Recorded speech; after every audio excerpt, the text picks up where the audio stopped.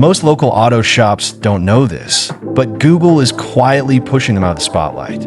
It's not about bad reviews. It's not even about your website.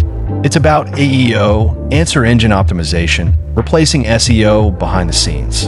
Google's algorithms now reward quick answers, not quality businesses. So instead of showing your shop, it shows a chain's knowledge panel, a Google business profile, or worse, an AI-generated answer that never even mentions you. And here's the kicker. You can't just SEO your way out of this. This is systemic. Local businesses are being buried not by competition, but by a shift in how Google defines helpful. This taps into loss aversion.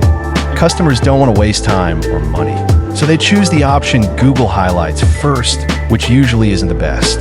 It's the authority bias. If Google shows it, it must be right. It's social proof. Top listed means trusted, even if it's not. And while you're busy running your business, Google's quietly giving your traffic away.